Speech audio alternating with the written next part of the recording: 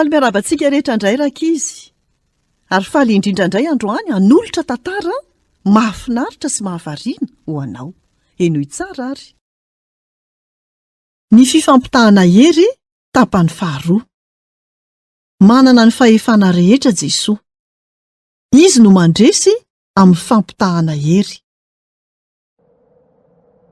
Mivelatra eo ambony latabatra ny lasopy, saingy tsy nisy olona nihinana.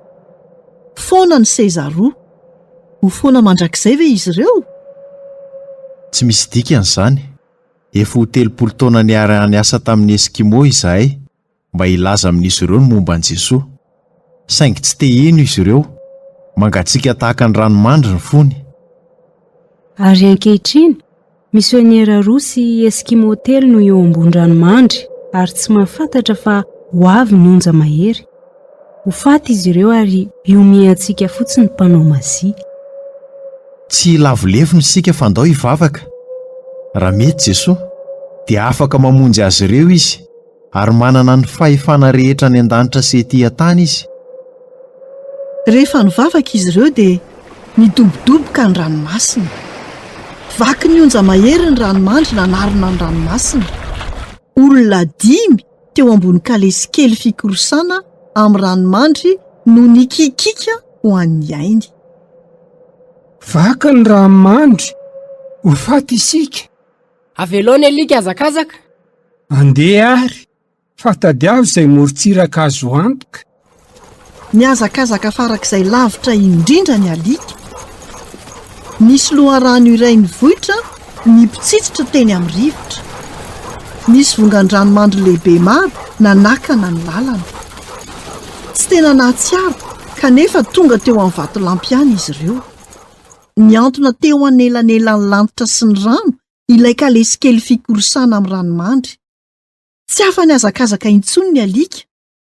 Niody ny Moizy, efa saika nitsahatra ny fony. Nisy vongan-dranomandry lehibe tonga nanitsy teo amin'izy ireo.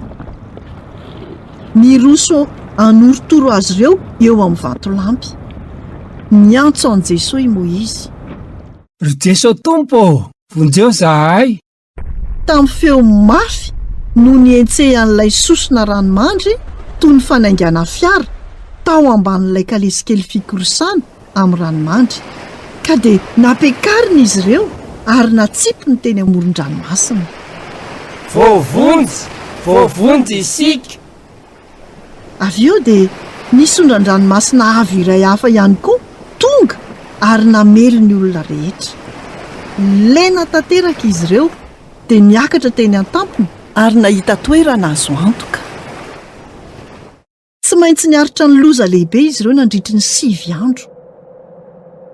Noho ny farany, rehefa niamafy indray ny ranomandry, dia afaka nody izy ireo. Niaro azy ireo Andriamanitra. Nahita azy ireo avolavitra i Kôly. Kopa, ireny izy fa tonga. Iza? Ireo misionera. Jesosy nandresy tamin'ny fifampitana hery. Tsy azo ivirina vilivily. Aoriana ny 7 andro.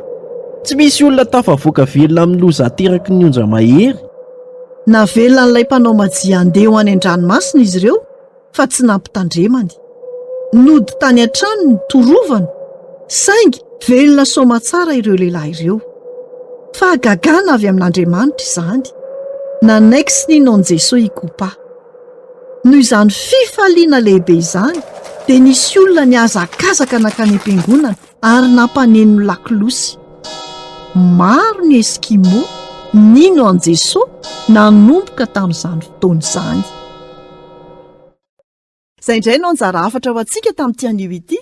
Tahiny tompo daholo, nanolotra ny tantara zokomy.